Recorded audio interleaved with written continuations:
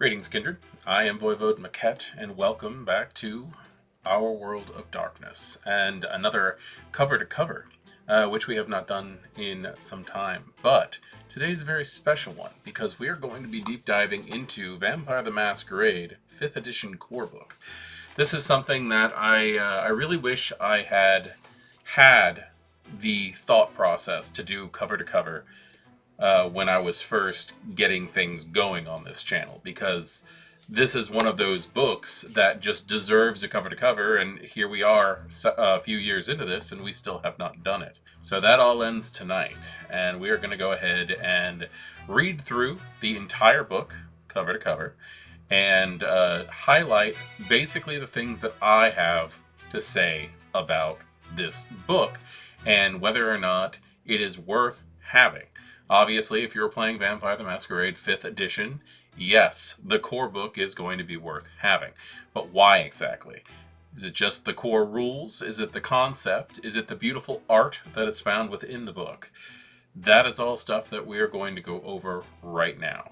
So let's go ahead and take a look at this book in general. The artwork has changed from the older editions with the greenish marble swirl that we're used to seeing, and has gone into this pink, purple, and black outlay, which I actually quite enjoy. I have added tabs on here to help me find things in this book because it does jump around quite a bit. I have read through this book piece by piece, but I don't think I've ever actually gone through it from cover to cover, so I believe that this is going to be a fun little adventure for me. I'm going to go through this piece by piece, and we are going to stop and talk about each individual piece that this book has to offer and what my opinions on that are. So, strap in. This is going to be kind of a probably a longer video. The first thing that I want to point out is when you open the front and back covers of this book, it gives you this interesting little section called 50 Victims. Now you have 25 in the very front, and you have 25 in the very back. These are a neat little additive, and I like how they are just right here and ready to go. They do have a couple of different names for each person. They do have a male and a female name, which you could change on your own if you decided that you didn't like them. But it's a quick idea of who you're feeding on. Just as an example, let's read victim number 13, shall we? Just because that's a nice, creepy number. We have Club Kid. The names are Lee Pan or Heather Salinas. Who are they? They're going out tonight, gonna dance, gonna pool, gonna score, gonna do it all again tomorrow. What they want, either to get laid or dance trying. And the resonance is sanguine. There's a little quote here that says, actually, I don't even need Molly. I just love the scene so much. So this gives you a quick, easy thing to throw in if your characters are hunting. And I like the fact that they're in here because it just has a quick resonance idea, a quick idea of what kind of person you're running into, who you might be feeding from. I think this was a very cool idea. I believe that it carries over into a few of the other books. But the fact that there are 50 here that go everything from an actor at number 1 and a wounded veteran at number 50. It gives you a nice variety of different people you might want to use, and because of the titles that they have, they're easy to put down into various, I guess, locations if you decide you're going to run into them in certain places. The 5th edition core book is nice enough to have a mature content warning right at the beginning of it to let everybody understand what this book is. Because sometimes somebody might pick this up and not exactly understand what kind of content is going to be in here. There's so much different multimedia vampire stuff just popping up all over the place that something here that I find might be a little common sense might not be common sense for somebody else picking up this book for the first time. As a storyteller, I have to say that one of the things that I appreciate the most out of this is a clear, labeled, open table of contents. I have to flip around this book a lot, and this book it's perfectly listed for where things are, how concepts works, kindred society, the different clans, the various rules, how to build characters. Everything down to the lore sheets is listed in here, and I like that very much. I have to say that the opening monologue or narrative that they give you at the beginning of this book is a lot of fun. It is a letter written on February 16th, 2018, from a popular character from fiction, which is set as an NPC in the world of darkness. I guess one of the best way to a descendant. It's very interesting to see this person have a life inside Vampire the Masquerade. If you know who it is, it's Wilhelmina Harker. It is the wife of Jonathan Harker from the novel Dracula, who is supposed to have been embraced by Dracula. So we have an elder Zimitzi who's writing a letter of education to a descendant, and that's just very fun. It's only a few pages. It's typed out very well, and you get a lot of very interesting viewpoints from an elder vampire in this game that's set around neonates. That's really fun if you're trying to get some kind of information from one person to the next. This letter could be found. This could be considered a breach of the masquerade, just carrying on the Dracula need to constantly break through traditions. One thing that's interesting to me, though, is that the narrative here is from a Zimitzi, and they're not in this book. They don't actually come about until either the companion or the player's guide. We've also got letters from Beckett, various exchanges, recordings from hunters. There's just a valuable amount of lore in the opening of how this stuff works. How various types see the different clans. It's very interesting the amount of work they put into just setting the tone. And on top of that, I'd also like to say that the art that they put in here to show that these are letters that can be found and even utilized in game from storytellers to their players is very nice. There's a lot of very interesting plot points that can be developed just by reading through these letters and documents. The chapter marked down as concepts is a very interesting thing. Again, it starts with a quote, "Enter freely and of your own free will." Dracula to Jonathan Harker. So we have a quote from Dracula starting off this thing.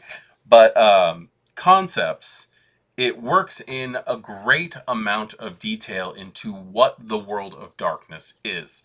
This is a wonderful chapter that is written for someone who is just getting into the gothic punk scene and what Vampire the Masquerade, in the eyes of the people who are developing this game, should look like. How dark it is, how dirty it is, how monsters are no longer in castles, but they're in high-rises looking down on humanity, how they can be underneath the streets, how they can be on the street corners themselves. It's a very good point that it also goes in the fact that there are no good guys in this game, that you can try, but you're still drinking blood, that you are still committing acts that you as a person, if you really were a good person, would consider deplorable. Another thing that I really like about this chapter is there is a small section called The Occultation of the Sabbat. That one goes on to say, once the Sabbat held cities and territories around the globe in its talons. The new Inquisition has burned them out. The Anarch Revolution has not spared the Black Church. And a wave of ambitious young kindred, desperate for their own domains have braved and battled them everywhere. Some Sabbat packs left, leaderless, masquerade as anarch gangs. Others of the sect tentatively offer their knowledge and allegiance to the Camarilla, seeking shelter from the storm in any port. However, at this tipping point, at the moment of this seeming defeat, the Sabbat perhaps becomes more dangerous than it ever has been. As the sect disappears from the map, it reemerges as a shadow force seemingly everywhere and nowhere. The real terror comes from experienced Sabbat agents, freed from the necessity of running a big organization. They can now focus on what they do best, striking fast and hard, spreading fear in the service of the Dark Father. In the modern nights, the Sabbat is the vampire boogeyman, the monster who seeks to destroy everything you ever built for reasons inhuman and unfathomable. I like that. I really do. It's a very good description of the current situation that the Sabbat is having in V5 currently. Now, I say that because we will eventually get around to doing a cover-to-cover and everything on the Sabbat guides. We're going to handle the way that these books are done. Each book is going to get its own playlist so that you can focus exactly what you want on each topic. But this is a good introduction to understand what's going on. The Sabbat don't hold cities anymore. They're not keeping the same allies that they have in the past. They're not as organized anymore. And they give reasons for this. And given everything that's going on in the world of darkness in Vampire the Masquerade, it's not that unbelievable. Yes, I am a huge fan of playing Sabbat. Sometimes you just want to play the bad guy. I like running Sabbat. It's very fun to let loose and utilize these disciplines that in most games you have to try to hide most of the time. But the Second Inquisition has proven itself dangerous in the meta plot for Vampire the Masquerade 5th edition to be able to handle what's going on with the Tremere. They have taken London out of the hands of some of the most elder vampires in the world of darkness. They are not playing with kids' gloves. So the Sabbat have masqueraded themselves as anarchs. The Sabbat have sold their services to the Camarilla. And of course, we understand that the Lasombra are joining the Camarilla, which we will definitely get involved in when we cover the Chicago Chronicles and the Player's Guide. The Tzimisce also have found their little niche in the world of darkness. And I have my own reasons for that, my own thoughts, and maybe as we go through these books, it'll be easier for us to figure out exactly why the developers chose to go in that direction narratively. Out of game, commercially, they did that for a very simple reason. This game is meant to be set, and again, you can play this game however you want, modify the rules however you want, do whatever you want, but the original intent of 5th edition was to focus on the younger generations. We have people, if the Sabbat has been torn down, there's going to be less individuals brought in to the Sabbat. The shovel parties are not going to be as prevalent.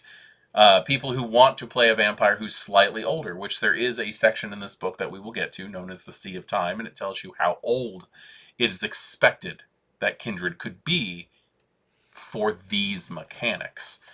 So you could play a retired Sabbat or a hidden Sabbat or something like that. That is 100% fine. But the concept of the Sabbat having ruling power in Mexico City or holding Madrid as its own evil empire of the Church of Cain or something like that is it's a little bit different. And we'll go into greater details on that when we come to those portions.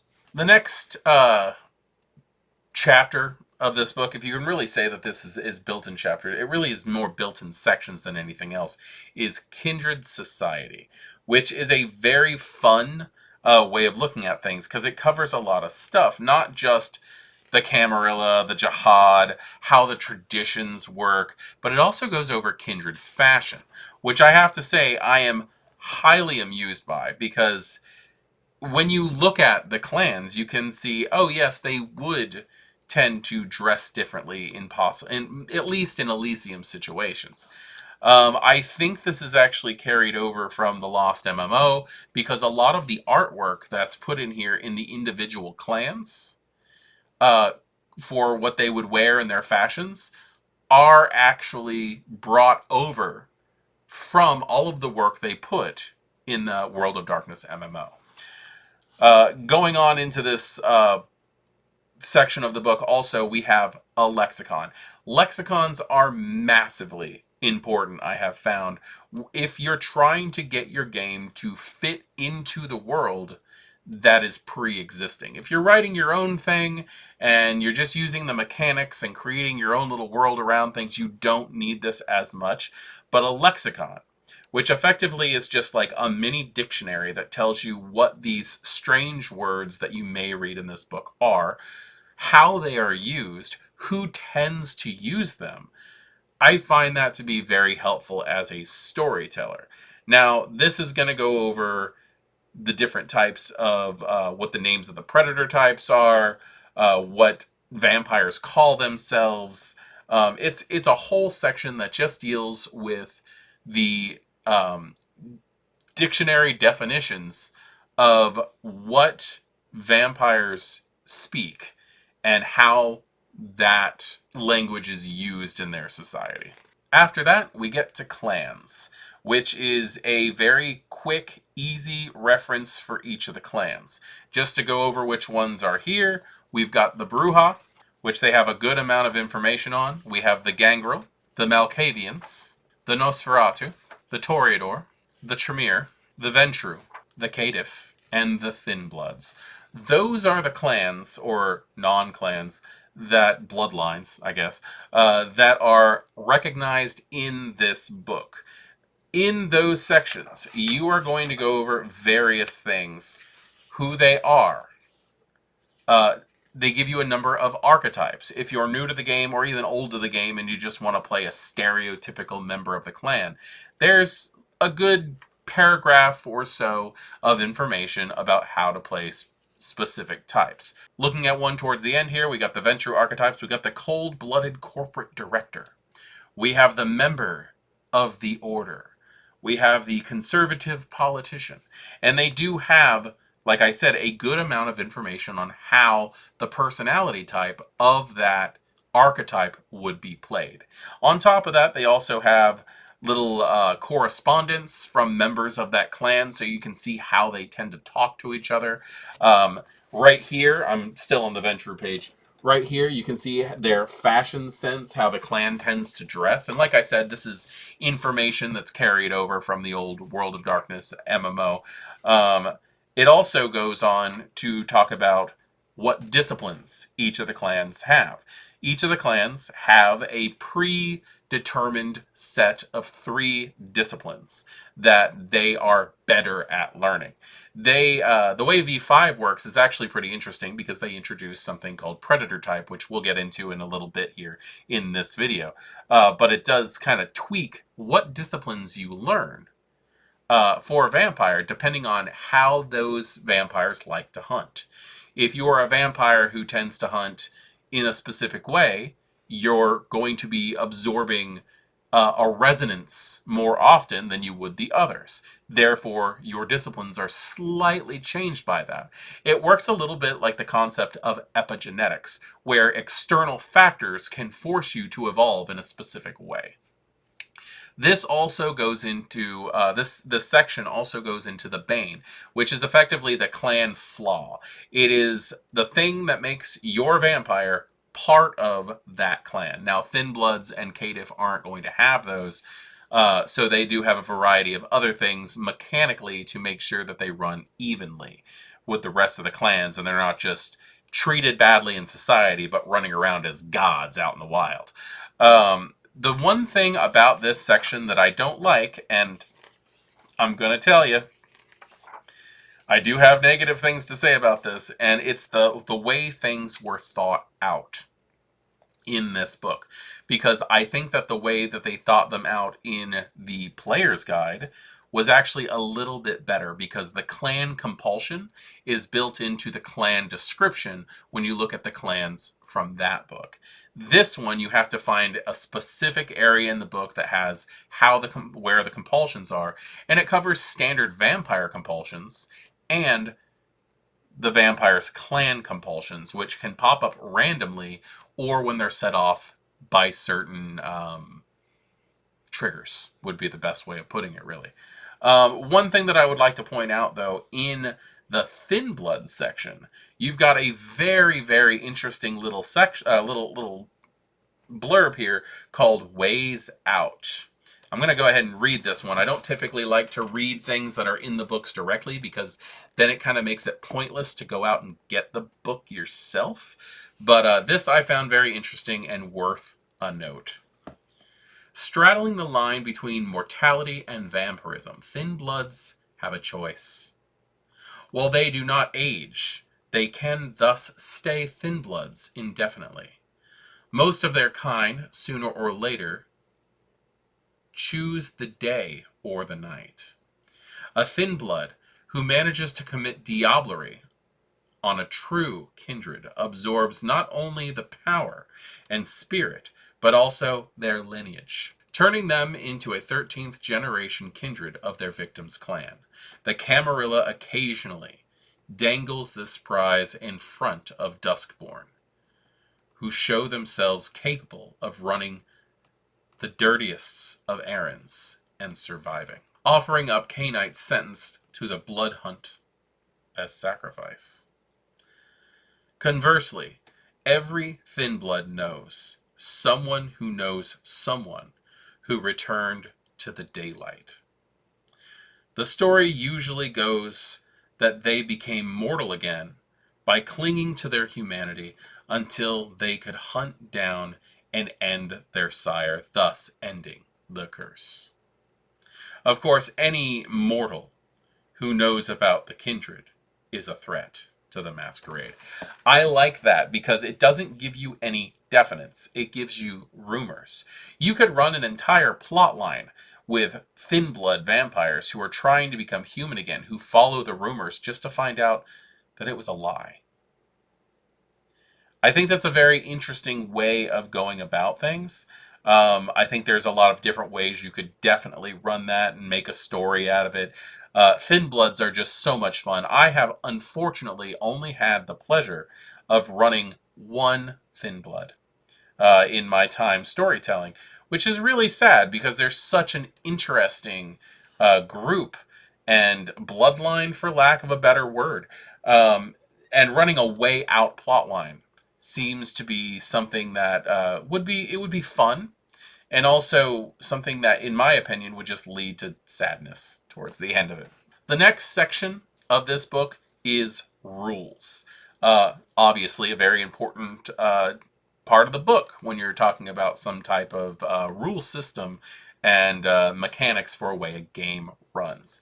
This book here, it goes over the way time works, because you are going to have different things. You're going to have turns, you're going to have rounds, you're going to have scenes. There's going to be downtime in between games if you allow that for your part of the game and how you can run those things. Also, it goes over how different types of tests work, whether it's a simple test, a hard test, a contested test. There's lots of different ways to run this stuff, and these are the simple directions. There's a portion in the back of the book that actually goes into more advanced ruling if you need to have something more definite in the way that you run your game. This actually brings up something very interesting to me. I've seen a lot of people who go back and forth on whether or not they like the V5 system, And one of the major reasons I hear people say that they do not care for it is that there's not enough rules. There are. They're just optional. They're later on in the book under the advanced rulings. I personally like to let my players have a little bit more freedom, tell the story the way that they want to. I don't have rules in my games. I have limitations. There are definitely ceilings that players cannot go past, but if their story, if their narrative makes the story go further and it's more enjoyable for them, who the hell am I to stop them? Now, a wonderful thing about the rules section of this book also is how to use the regular vampire dice, because there are different forms of dice in this game, too, to be 100% clear about that. There are your standard regular vampire dice, which are all going to be D10s, by the way. And then there are hunger dice. The hunger dice are usually just marked off as a different color. There are specific Vampire the Masquerade 5th edition dice. They are really fun to have. They make learning for new players easy, but you don't need them. All you have to understand is that 1 through 5 is a failure. 6 through 9 is a success. 10 is a success, but it's a potential critical. If you have 2 10s, you double it. So instead of having 2 successes, you have 4. And for every pair that you have, you continue to double it. So you can get some pretty crazy rolls when it comes to doing some stuff. Now, when blood dice get involved in that, it gets a little bit more hectic. And like I said, they're just a different color. If you roll a 1, you could very well have a bestial failure, which is where your vampire takes over and rides the fury, rides the frenzy. You become that monster. If you roll 10s and there happens to be a 10 on a red dice, or the color you have chosen for your hunger, then you might have a messy critical. And a messy critical is you still win, but in an incredibly violent vampiric fashion. So the way that I like to explain this to people is that you won or you lost and your vampire took over. They have found a way, by including bestial failures and messy criticals, to show what happens when a vampire just loses it for a split second.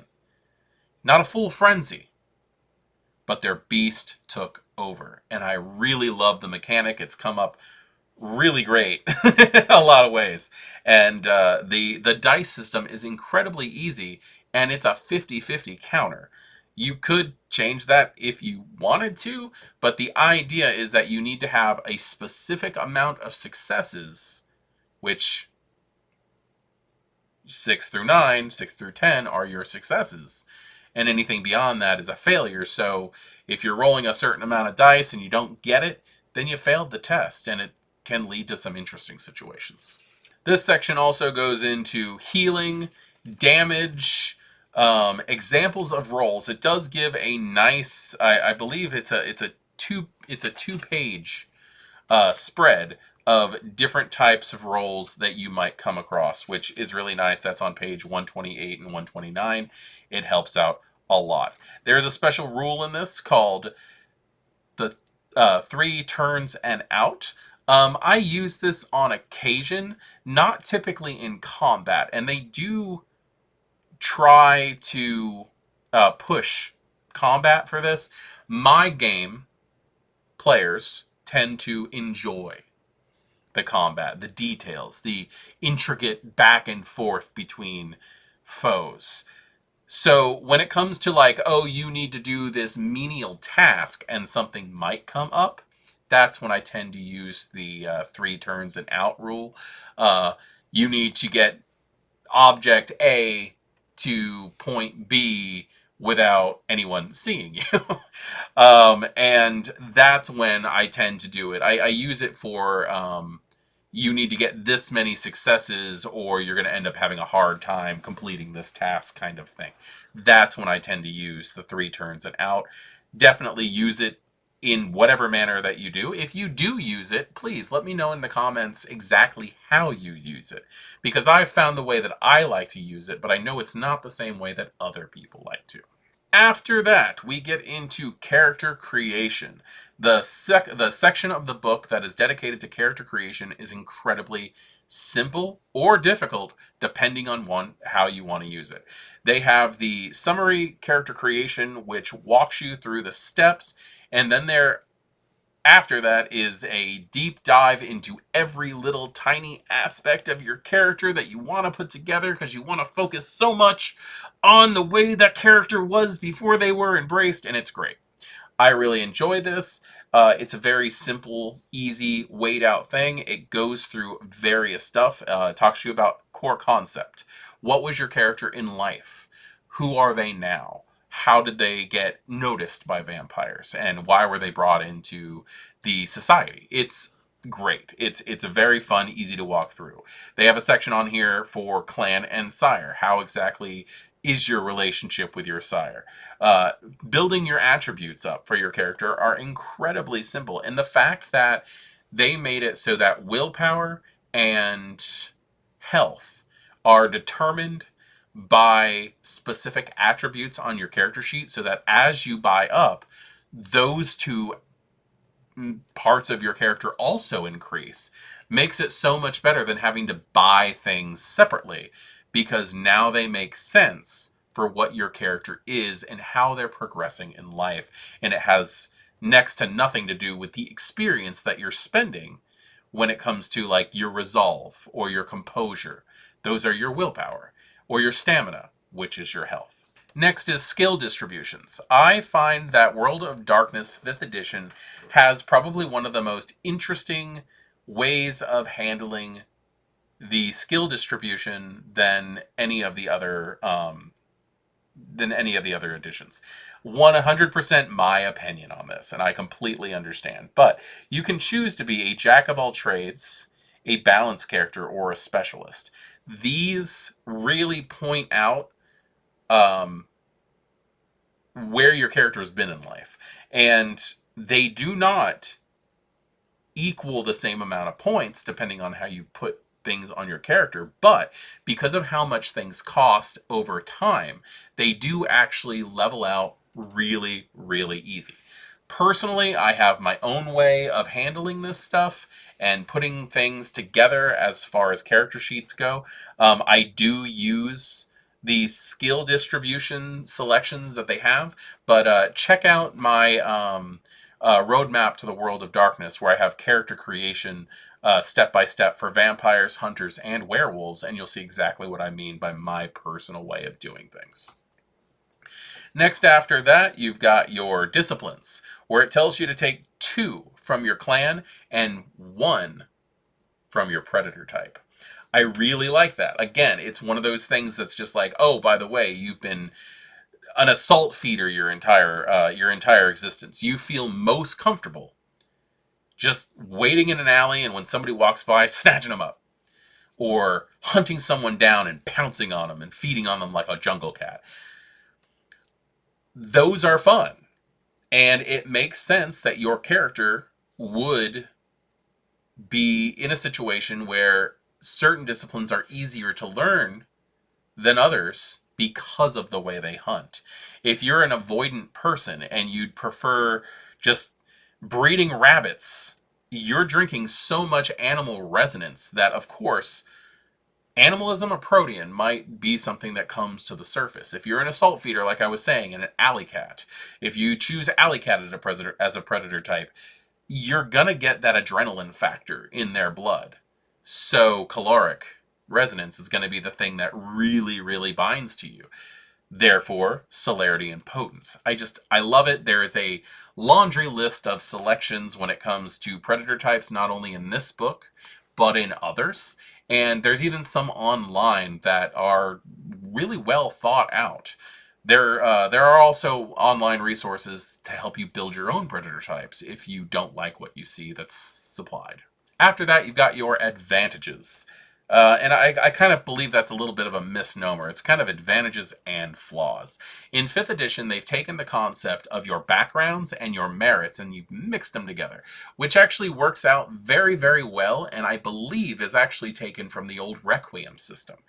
In this game, you get to start with 7 points of advantages and 2 points in flaws, additionally to the ones that you gain through your predator type, because the way that you feed has also dragged you into trouble or gotten you some benefits over time as well.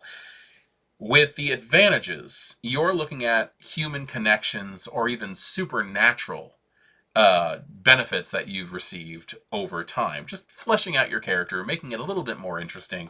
Perhaps you have some enemies. Perhaps you have some allies. Perhaps your sire has decided that they're going to keep you as a student and teach you, and you have what's called a mala, or a mentor.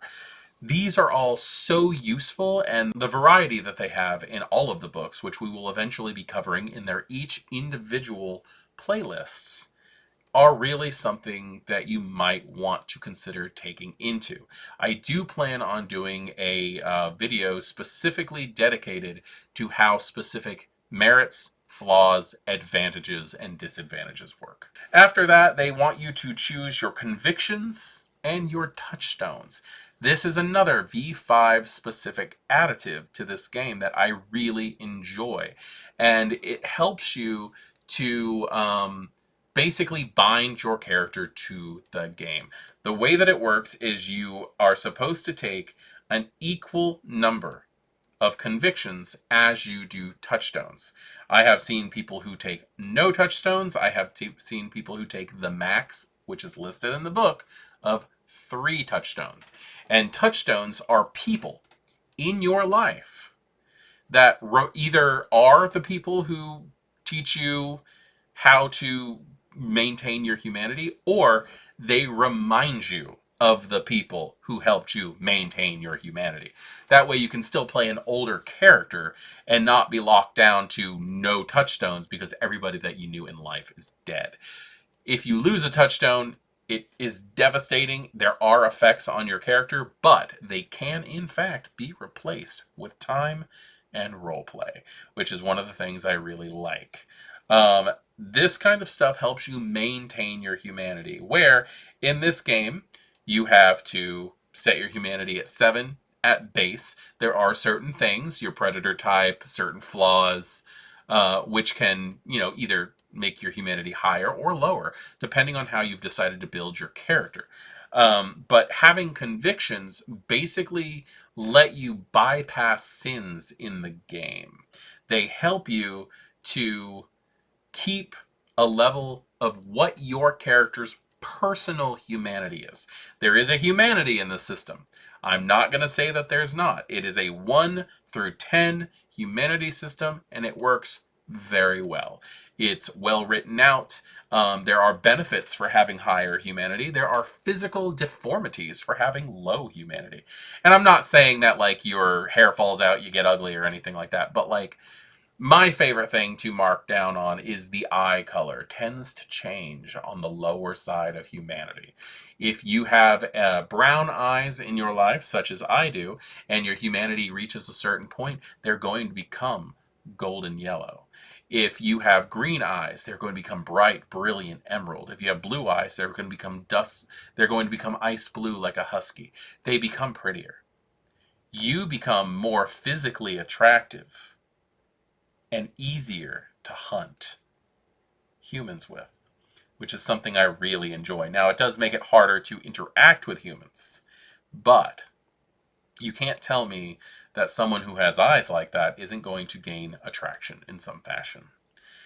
After the convictions and the touchstones, it goes into the Sea of Time. Now, this is something that I was talking about earlier.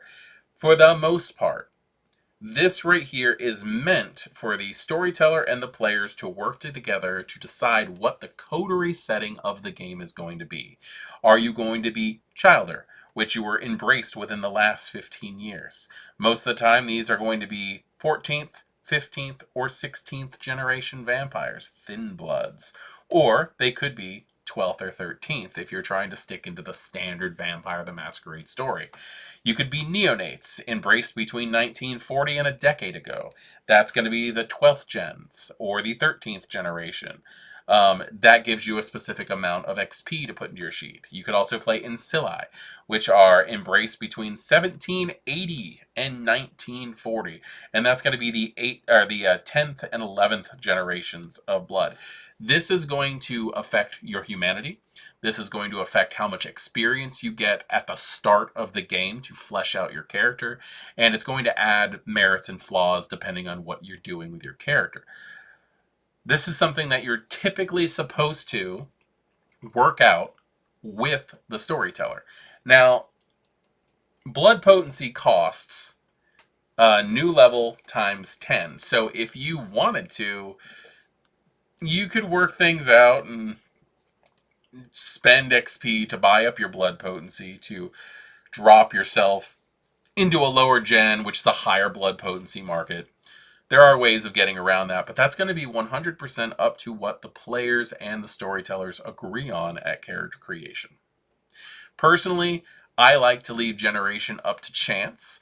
I will allow players to pick NPCs to be their sires, in which case, if my NPCs are already filled out, they get a lower, or they get the generation, depending on who their NPC is. If they have, if they're not doing that, I let them roll a D4, which I just start off at 13th gen is 1. I say that 12th gen is 2. I say that 11th gen is 3. And I say 10th gen is 4. That just, it's an easy, quick solution. It doesn't really tend to matter that often, but every once in a while you might get a character who starts with blood potency of 2. This section also goes on to how much stuff costs. So I think that I actually use this section of the book more often than pretty much anything else. The character creation section of the book goes through what each individual trait is and what the skills are. It also gives you a list of what you could specialize your character's traits in. It goes into merits, flaws, advantages, and how to use all of them. And also coterie creation, which is a lot of fun because if your characters are building a specific type of coterie, which in this book and the player's guide so far, there might be more later on, it tells you what types of coterie are suggested, what they get, and how to bond them together with advantages and flaws that will affect the entire coterie. The next section of the book is just simply called Vampires. And with that, it goes over what vampires are and what they are not. It goes over the various rumors and things that are inside popular media now today, books, movies, video games, and how they relate to characters that are set in the Vampire the Masquerade system. This is also where you find the information about hunger dice, as I had explained earlier, and how exactly they work. This section also goes into compulsions, which, as I said before, I kind of wish the clan compulsions were put on each individual clan instead. That way you're not flipping around the book looking for page 208 to try to figure out exactly how the clan compulsion works if your storyteller decides how that is. For the most part, there is a random compulsions system. You roll a d10. If you roll a 1 through a 3, it's hunger. That's going to be very common. Vampires are going to fly into wanting food, even if they're not necessarily hungry. They still might roll this.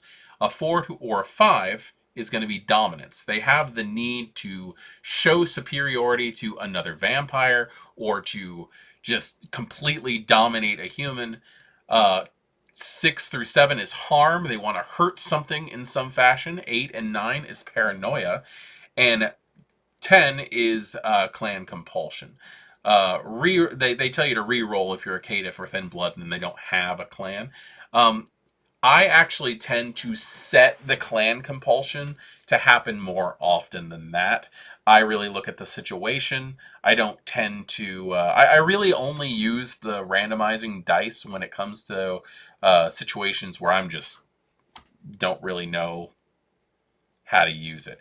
But this part of the book is nice. It does give you examples. Specifically, it gives you in a social setting, in a violent setting, and in a solitary setting example for each of the compulsions that are listed.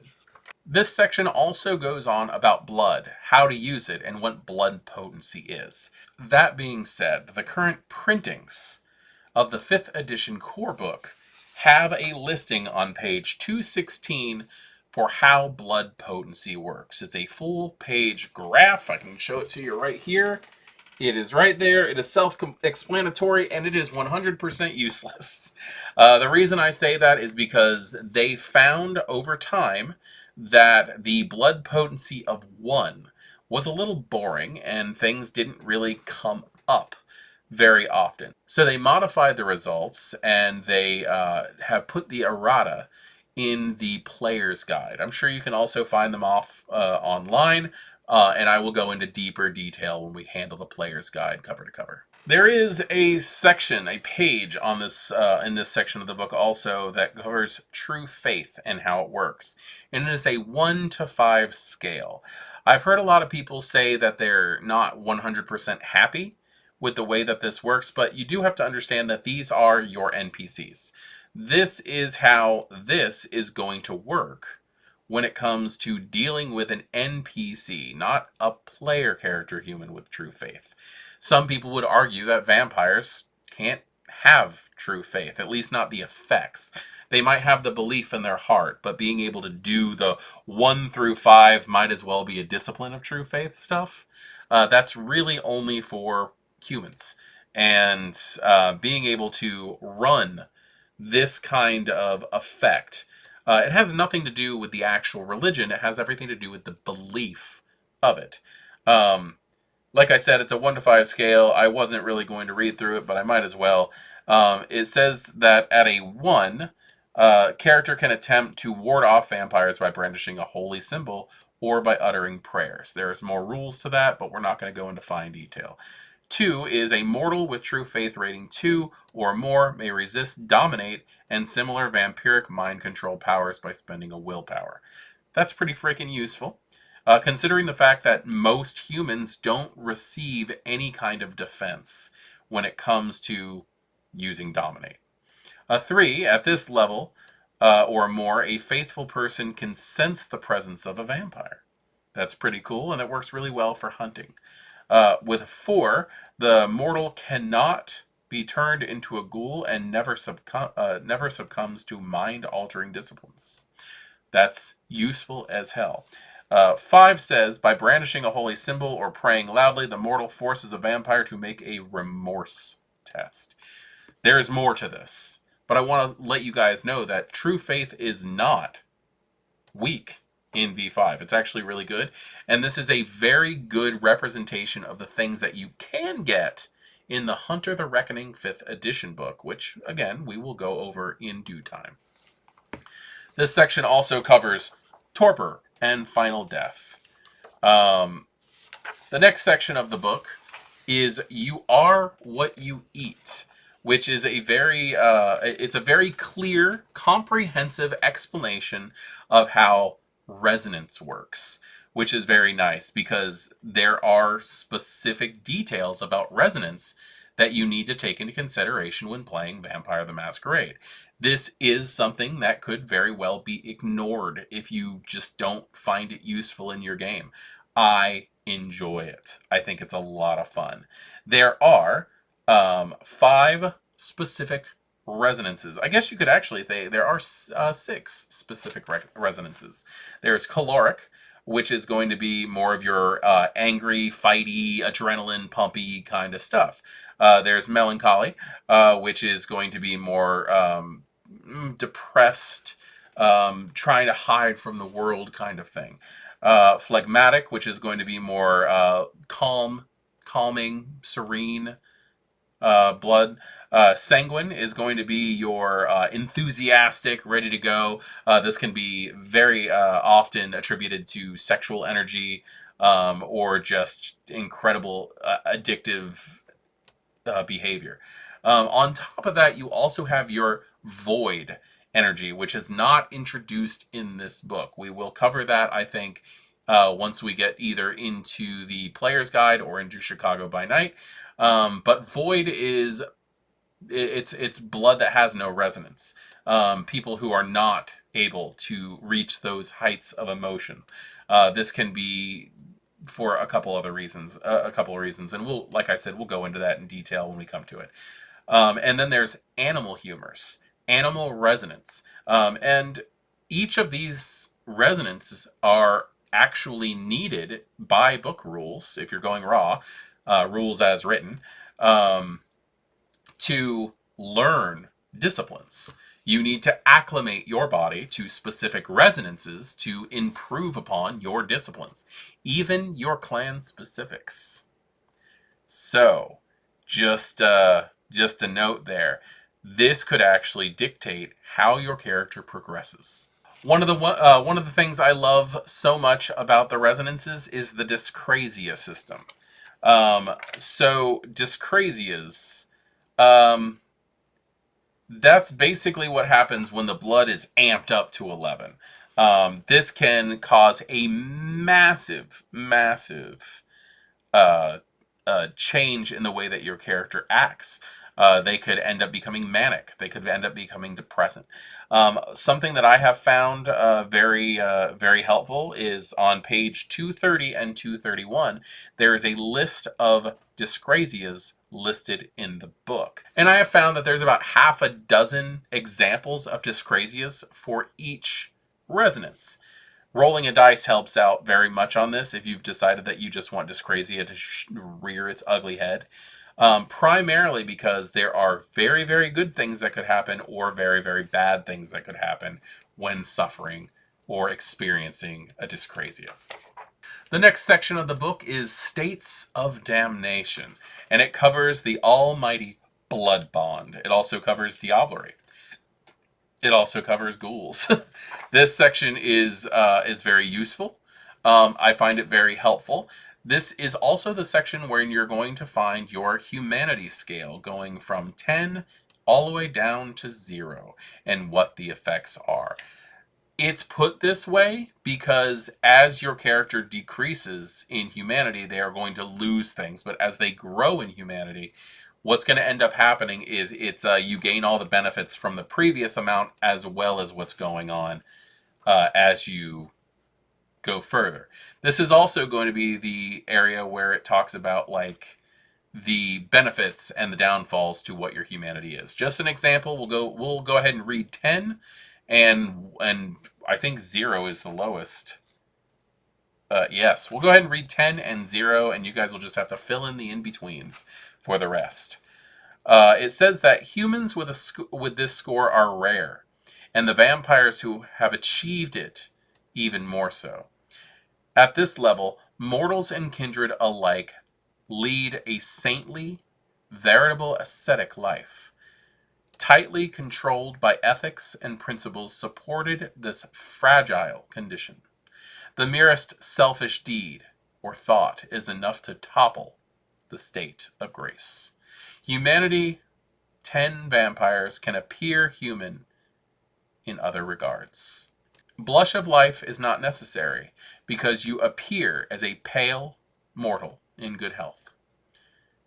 2. You heal superficial damage as a mortal, in addition to vampiric mending. So not only do you heal by mending you use your blood to force it to seal up, given enough time, your wounds will heal on their own. You can taste, eat, and digest human food. Your innards are working again. Good for you. You can stay awake during the day as if human, though you do not lose your normal need for sleep. So you actually get tired. You need to sleep, but you can stay awake during the day. The rate of sunlight damage you take is halved. So you actually don't take as much damage from the sun as you would a standard vampire. Now, going back to Humanity 0. You have become a beast. Your last urges express themselves in a final Roshrek called the Wassail. A puppet of the blood, you are a white under storyteller control forever. So yeah, it gets pretty bad if you lose that. You want to keep your humanity, which is the point of the V5 system. It is a game where you are suffering from supernatural, personal horrors, and trying to maintain your humanity is what's the most important part. This section also goes over stains, remorse, degeneration, damaging and destroying your touchstones. What kind of stuff happens? There's a lot of very deep rulings on this one, and reading through it, I actually did learn quite a bit through this read through. So I do suggest, if you have not read that section and you're just letting it happen until something happens, you might want to go over it yourself, because there's some pretty interesting details. The next section in the book is disciplines, the powers that the vampires possess, and how they are used. In complete honesty, this is the first part of the book I tend to open, as I want to see what they did to the powers and stuff. And V5, in my opinion, does not disappoint. I have talked to some people who have expressed that they don't care for the way that V5's rules work when it comes to disciplines. To each their own is all I can say. I personally like it because it makes it so that the chapter in the Book of Nod about how Cain gained his disciplines, how Cain learned his powers, makes a little bit more sense. In the old systems, each of the antediluvians, well, I can't even say each of the antediluvians, some of the antediluvians just developed their own powers over time. And where that's a lot of fun, and it does make sense, I like things to be a little bit more condensed when it comes to the actual history of the way that certain disciplines are gained. And in this system, they have a new type of mechanic called amalgam. It's very, very similar to that of combo disciplines, which they had in older systems. But the way that amalgams work is they take those classic disciplines that belong to the vampires that we love so much, and make it so that what they are is a amalgam of two other disciplines to make it so that it makes more sense. And I'll go over a couple of them as an example in just a second. This book starts off with general rules. It talks about how to learn disciplines. It talks about selecting powers. Gives you some good examples, how to use the powers, and then it just goes on to the listing. So we have our our standard disciplines that most people should be aware of right now. You have your animalism, you have your auspex, you have your celerity, you have your dominate, you have your fortitude, you have your obfuscates, you have your potence, you have your presence, you have your protean, and then we have our blood sorcery and our thin blood alchemy. So I guess one of the best things to bring up as the way amalgams work on this is probably my favorite example here is demontation. Malkavians were listed in the book. I said what clans were in it, but demontation did not cross my lips when I was talking about the disciplines here now, did it? That's because demontation is a level of dominate. Now, it has always been in my understanding that the reason why the Malkavians were allowed to join the Camarilla was because they promised the Ventru that they would give up the practice of demontation in exchange for the discipline of dominate, which is why in the old books the Malkavians did not have demontation, they practiced dominate, and demontation was only found in the hands of the Malkavian anti-tribu of the Sabbat. That being said, it makes a lot more sense to me as somebody who has to find a way to justify everything when it comes to the lore of this damn game, that the Malkavians were more inclined to give up the practice of a level of a discipline than an entire tree themselves. If a vampire is embraced and has access to the disciplines just in their blood, and it develops on its own, how can you say that the Malkavians just went, we won't practice these anymore? However, when you have amalgams, it's an understanding that you have to figure it out, or you have to be taught exactly how to combine those disciplines. Now, in the case of Demontation, it says that it is a level 2 dominate power, but it is an amalgam with Obfuscate. You have to have the second level of Obfuscate to be able to utilize this power. I like that.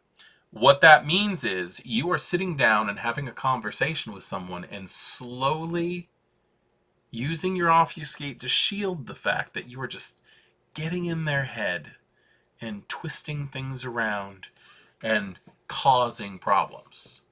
A lot of people are upset that that means that they only have one thing. Well, towards the end of Dominate, you have Submerge Directive, you have Rationale, you have Mass Manipulation, and you have Terminal Decree. Myself, as a storyteller, see these as boosts of standard Dominate.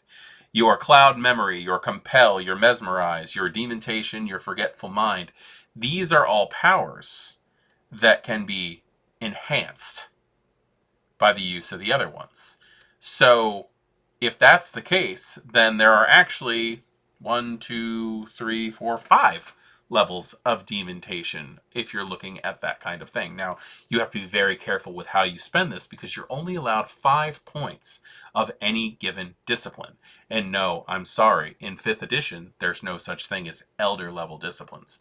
Because as you go up in blood potency, your disciplines become devastatingly effective.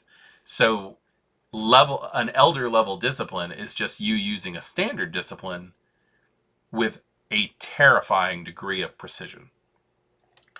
This goes into other things, such as levels of fortitude, levels of obfuscate, levels of presence. There are various amalgams worked into the game. We can go deeper into that when we get to the player's guide and we start seeing some of the more specialized disciplines, such as vicissitude, which is now an amalgam of dominate and protean. Blood sorcery. My friends, blood sorcery. Where most of the plot lines and the stories and the meta plot have not been changed in 5th edition, it carries over from a lot of the old stuff. There does seem to be a split in the timeline. I will point that out there.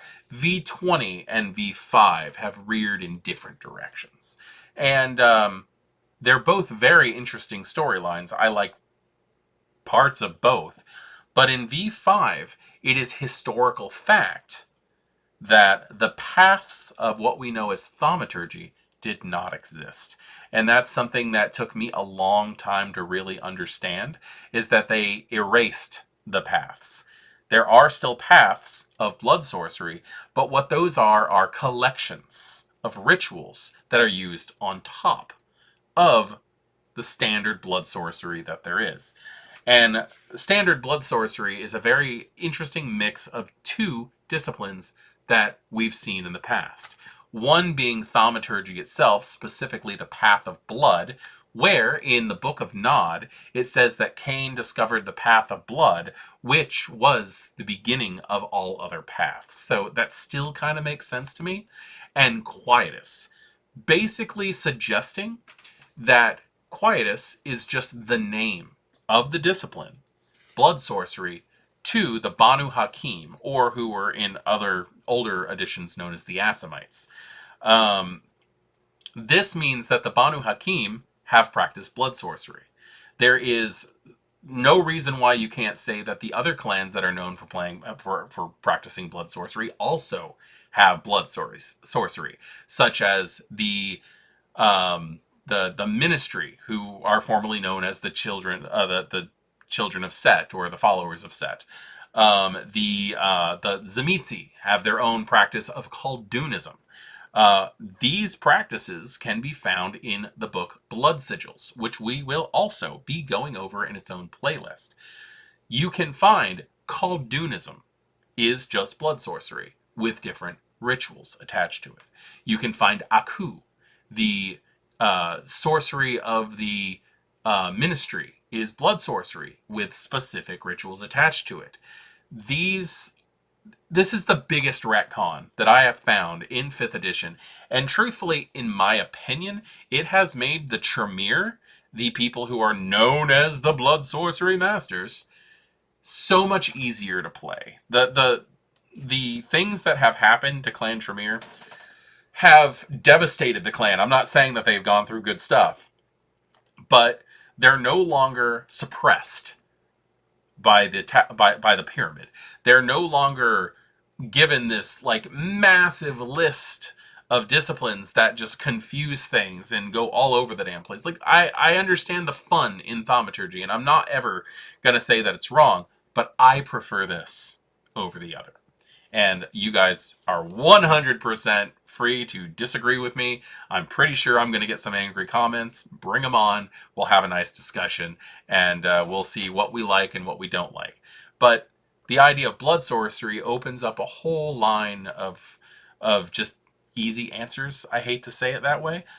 For the way that the Tremere, the Tzimisce, the Ministry, the Banu Hakim, possibly the Aramanes, the Bali. There's just so many things you can do with blood sorcery just by giving it a chance and working through rituals. Other than blood sorcery, which is a discipline and a set of rituals, which the way that you learn them is very refreshing and easy to way going about things. We also have our thin blood alchemy, which is the purview of the thin bloods themselves. Not every thin blood practices thin blood alchemy, by the way. You have to have a specific advantage for it, but it is accessible to all, and they tend to share their findings because they're not as well, they're built on survival just like the rest of the Kindred, but the rest of the Kindred are out to get them. So the more they share, the more they learn. And there's a nice section in here about various types of thin blood alchemy, the different distillation methods, which I love. This discipline is sometimes called cooking for a good reason. Reading this really brings back thoughts of like watching Breaking Bad, because it's very much like creating vampiric drugs that have different effects. The story that has been run in The Taste of the Moon, which was the free RPG Day giveaway this past year. Jason Carl has also included the idea of the Taste of the Moon, the Cherry Moon stuff. That's all blood sorcery. So if you're used to watching that in like Seattle by Night, or even experienced it through my game Thicker Than Water on my channel, then this is where that stuff comes from, and the awful things that can possibly happen.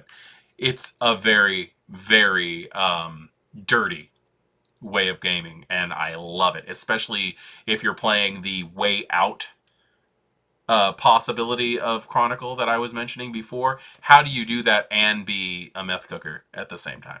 The next section of this book is Advanced Systems. This is where I was talking about, where it talks about the advanced rules that's not as loose. You'd have to get all the way to this part of the book to understand that it's not just, hey, roll the dice when you want to and we'll get on to things. This goes over how to do different types of scenes, downtimes, abstract, spotlight scenes, freeform play, how to deal with extended tests and the different types of versions of extended tests, advanced combat, 3-2 done. Is a thing in here. It basically helps you to break down things so you're not just sitting there for hours and hours rolling dice. That's not really my thing. I enjoy the extended content, the detail that we can put into that thing. I don't care if it's a 5-second scene that I have to run that takes an hour and a half. My players seem happy with it. I enjoy it, and it comes out with a great storyline. But it talks about all these different things. There's additional conflict options like maneuvers and how to have one role conflicts, all out defense, minor actions, all out attacks, um, advanced physical combat, who goes first, how to decide what your initiative. By the way, freebie, in an initiative, it's composure plus awareness. That is how you decide who's going first in a simple round. And in my opinion, there's two ways of handling that. You could either add up your composure plus your awareness, or you could have them roll composure plus awareness and see who goes first that round, or just continuously on that scene. How to handle close combat, ranged combat, all of your standard stuff. Called shots, grappling attacks, crippling injuries, reloading your ammunition, how to do advanced social combat. That's one thing that I got. I remember one of the very first comments that I received on one of my recaps was that I actually have my players lose willpower in intense social conflicts. Yes, that's how it's supposed to be. And how to actually run that is very easily found on page 304 of the core book. In advanced systems, we're also going to find Systems of the Blood, where it talks about how to hunt. This is something that got on my nerves massively because I did not see this right away. I was online looking up predator types to type out things on character sheets just so I had a quick review that I could switch to on my computer without having to get my book out, when I found the hunting system. The predator pools are listed in this book on page 307. Why are they not listed on the predator type page? Why do they have their own special little area? Because they're advanced? That's annoying to me. But it does tell you, like, Siren is charisma plus subterfuge, the Sandman is dexterity plus stealth. There is the actual answers to these questions in this book. You don't just have to find them online. You just unfortunately have to know how to find them.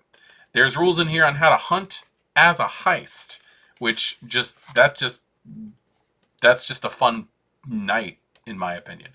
How to deal with kindred intimacy, tainted blood, how to deal with compulsion variance.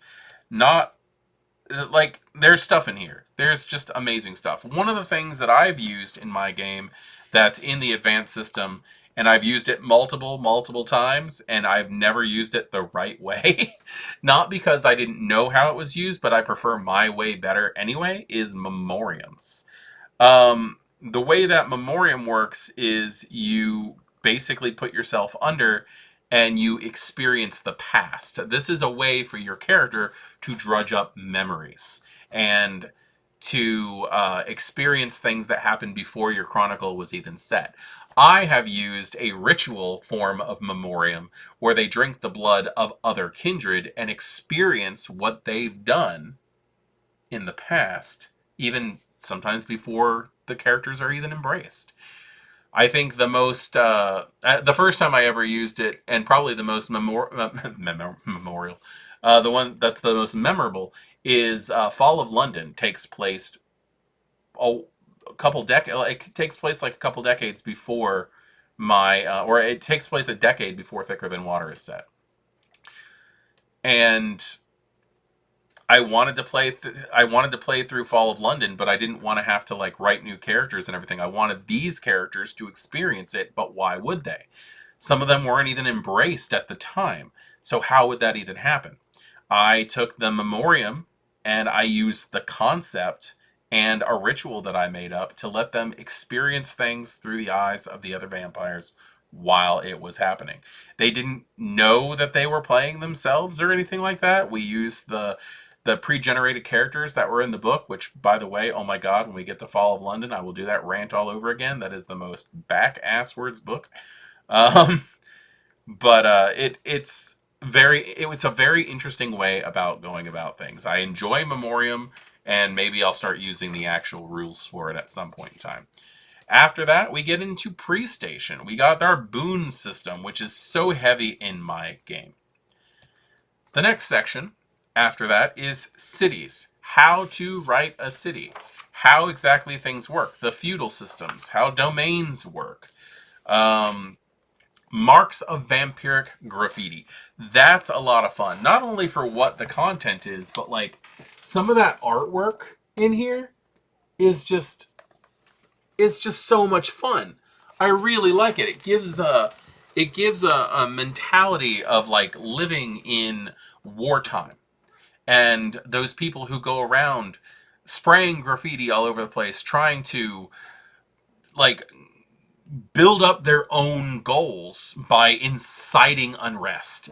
And I love the concept using the markers to communicate before them seeing before between themselves, how to use the different like just designing a domain, like the whole thing, and just having that little set of unrest in there is a lot of fun, and that's really one of the great things that anarchs are good for. But this part of the book goes through everything from city secrets to how much blood is available to who has what domain to what domain merits are involved in things, which domain merits are part of what I was talking about, coterie merits and things like that. It's very interesting. There is a section on here on quick start city, which is just very, very nice. I was very lucky on this portion of the game due to the fact that I've been running Thicker Than Water for 2 decades at this point. I already had my characters figured out. I already know who has what domains. But even this section has helped me out fleshing out what I didn't know I needed to make my game more memorable. And I can't say that 5th edition hasn't improved upon Thicker Than Water and what it was before. There's a section in here called Hitting the Streets, which has a lot to do with how your characters are going to interact with everything that you've done to build things. The next section of this book is called Chronicles, and this part helps you with planning of your game, getting everything together, how to use a relationship map, which is a very interesting mechanic in the game. I personally have not tended to use it very often. When Thicker Than Water first started and we were just 4 people hanging out in my living room and playing through the game, we were pretty on spot when it came to utilizing the relationship map. But now that it's gotten as big as it has, I don't know, it's something that I've left up into my players' hands, and they just have not really used it at all. Now, on this book, there is a thing that says Default Chronicle, and I'd like to read that for you. This is your first vampire game, or maybe you just want to get on with it. Here's a basic concept for what a chronicle can be. The characters are young vampires in your home city. Maybe they're already undead when the game starts, or they could be embraced in the first session. The city has a Camarilla elite and an Anarch underclass, to which the characters automatically belong. The first sessions are all about acclimatizing to the vampiric existence. The characters hunt, deal with the remnants of the mortal lives they left behind, and try to survive simple challenges presented by Camarilla authorities and the Second Inquisition. As the game progresses, the focus increasingly turns to finding a place for themselves in the world of the dead. Do the characters want to ascend to the Camarilla or foment rebellion with the Anarchs? That is a very simple, easy way to get started. And one of the best things that you can do is, as your characters have built their character sheets, they've taken enemies. They've taken mentors. They've put problems on their character sheets. They've gone and taken lore sheets, which again we'll get to in just a few minutes. These are things that will end up taking the simple concept for getting your game started and fleshing them out into a whole world, which should start off on the streets. Small, simple. How do these vampires hunt? Who's watching them? Why are these things happening? This is the heart of Vampire the Masquerade and getting up a default chronicle. This section also goes into styles of play, how each individual chronicle might be run, how different troops like to play. These are observations. They are not the end-all be-all list of extraction and you can only play in this way. That's not what World of Darkness is about. It is not a gatekeeping game. It is a game where you learn how to play and you bring people who have like minds and want to play in the exact same setting, or who want to stretch the setting to make it include more than one style of play. There is a Chronicle starter pack on here on page 348. It's actually very helpful, and it is a really good way to make it so that your game gets going and everybody is just ready to go. Keeping in mind that there are going to be things that set back your timing, and you are going to want to run this slow. Let things happen. And don't be worried about hiccups, because every game has them. There's a section in this part of the book also about running games. It goes over what the storyteller needs to know about running the scenes, how to work with talk and action challenges, how to do cuts, spotlight distribution, descriptions, sessions. There's a lot in here. There's one part in here that says, here's a sample plan for a session. Scene 1. The characters are at their haven when a representative from the Tremere Chantry comes to invite them for a visit. She's very friendly and helpful, to a creepy degree. Scene 2. The characters go to the Chantry where the Tremere are clearly making a play for political support by being more open than before. There are other guests as well, and the characters note that they're mostly from the more embarrassing sections of the local Kindred population. Choice. Do the characters play nice with the Tremere, or do they stand aloof? Scene 3. Immediately as the characters leave the Chantry, an acquaintance contacts them, asking if they were at the Chantry and demanding that they come to the Elysium to share what happened. It turns out that the Tremere attempt to become more politically visible is a subject of great amount of gossiping. Scene 4. The Elysium. This is a great moment to kick all kinds of personal stories along with relevant supporting characters. The backstabbing brutality of Elysium politics becomes apparent as everybody gangs up on the Tremere, at least socially. Choice. Do the characters go along with the general ridiculing of the Tremere, or do they play it cool? Scene 5. A player character hears word that his mortal sister has been taken by the Second Inquisition. She's at a black site, probably being tortured to reveal the secrets of Kindred. Unfortunately, she knows many of them. Choice. Do the characters ask for help from the Tremere? They have a lot of arcane power that could be very useful, but if the characters associate with them, it will damage their reputation among the Camarilla. Scene 6, which is the final one. I'm not doing this forever. Scene 6. With or without the Tremere, the characters attempt to get their sister back from the black site. This is probably a pretty involved action sequence, and it can be given a social twist by having a rival of the characters there as a prisoner. They can make a choice to free him or leave him. Remember that you should be ready to discard all plans if they no longer work in the game. This is especially important if the players introduce interesting ideas or themes. Sometimes the players come up with something better than what you have planned. In that situation, just grin and pretend it was what you were thinking about all along.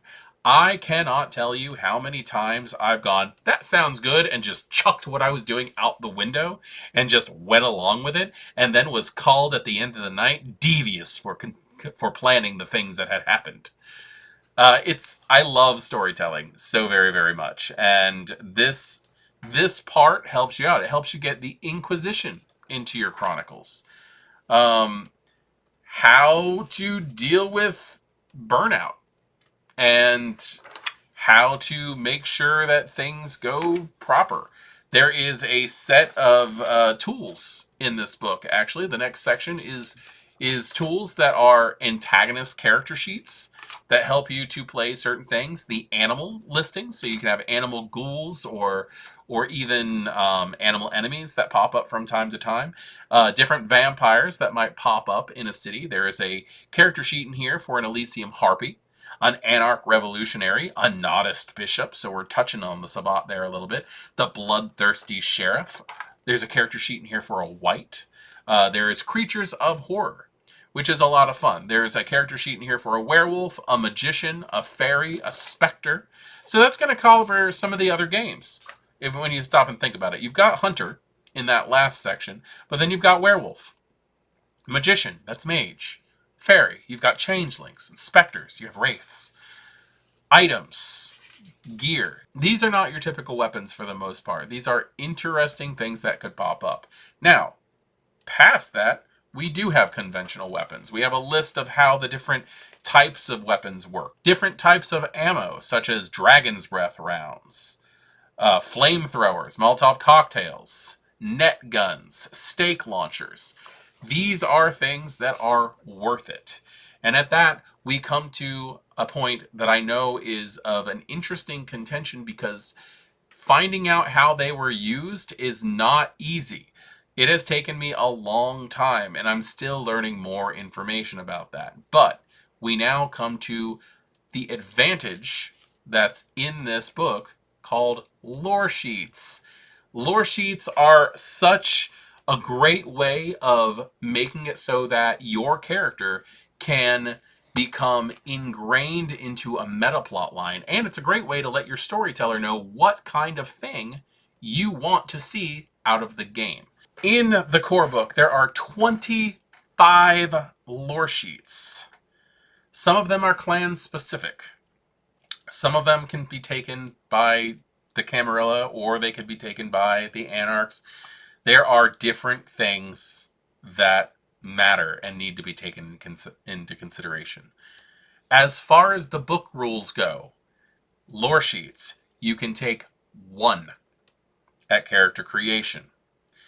This will allow you 1 to 5 points that you can buy up into this lore sheet.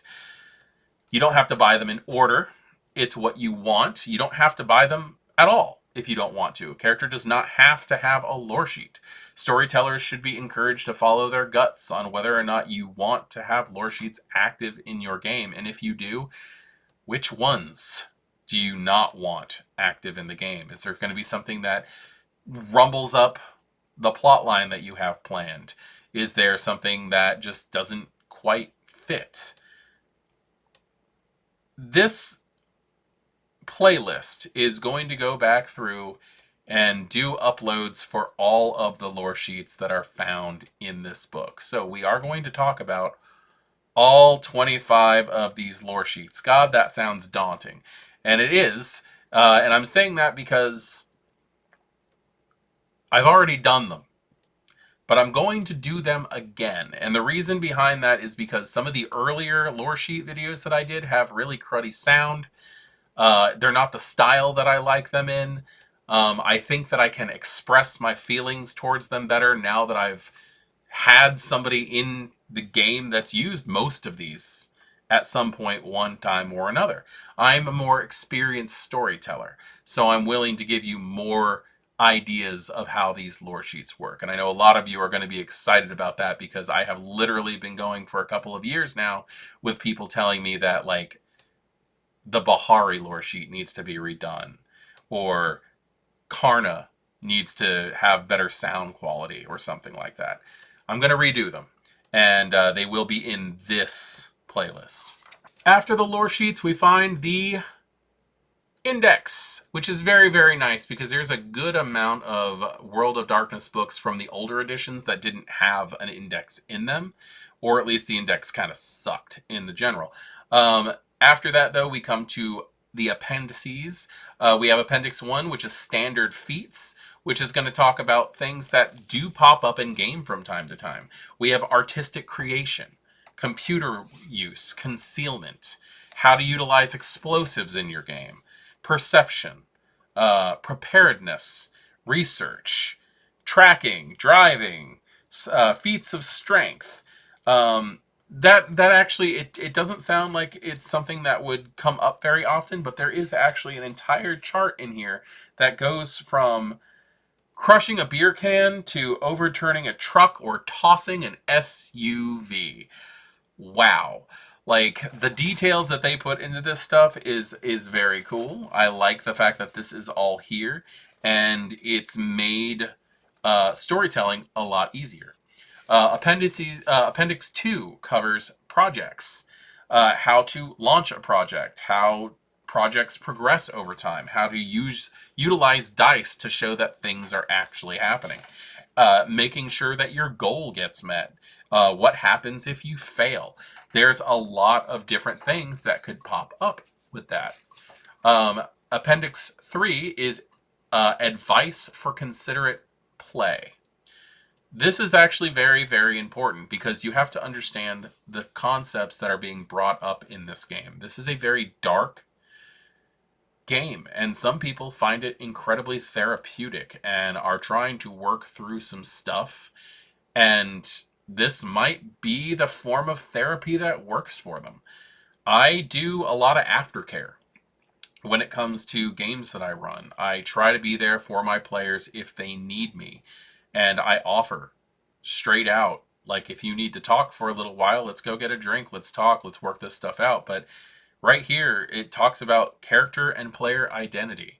It talks about fascism in your game, sexual violence in games, collaboration techniques also. Like, it's not just all heavy stuff. Some of it is very important, but keeping in mind that sometimes you need to pull the X card. Sometimes you need to just check in to make sure that people are okay.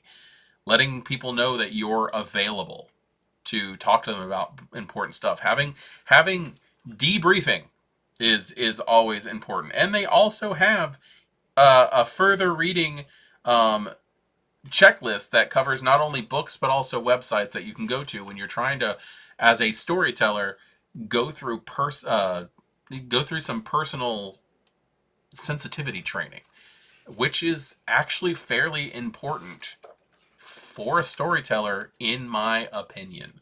After that, we have the character sheet at the end of the book, which is great if you want to. I would never write personally in the book itself, but this is great to have Xeroxed and have it printed out for you. And then there is yet again another copy of the character creation summary. And that is it. We have gone through the entire core book for Vampire the Masquerade 5th edition. I enjoyed this cover to cover because this was literally, after all of this time of me running these games, the first time that I've sat down and read every single word in the book in order. I've probably read every section of this book out of order. Because I'm always looking for specific things. I use these books as reference tools, and being able to get in there and find specific things has taken me a long time because the book is not 100% that comprehensible for where things should be. A good example of this, again, is I think the compulsions should be with the clans like they are in the player's guide and stuff like that. But this book was written by a different team than that's working on it now, and it's gone through a lot of growth, and I'm glad to see where things are going, and as long as this book is, I guess, still relevant, I'm going to be continuing to use it as I have been. So that, like I said, is cover to cover of the Vampire the Masquerade 5th edition core book. I hope that you guys enjoyed this. Please share this video if you think that it might help someone who's trying to get into gaming or storytelling. Let me know if this has helped you also in the comments down below.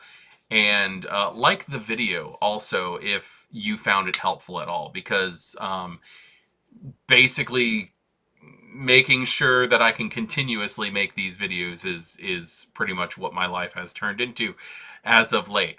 I am voivodemekhet. This is Our World of Darkness, and thank you for joining me in a cover-to-cover reading of the Vampire the Masquerade core book for 5th edition. And we are going to continue the Vampire the Masquerade core book playlist with a look at the disciplines next, I believe. Or the lore sheets. I'm not really sure. If you have an opinion on whether or not you'd like me to handle disciplines or lore sheets first for this playlist, drop that in the comments below also, because I'm still a little fuzzy on how the order of operations are going to be for these specific playlists. But you guys have a good night, and I will see you guys in the next video.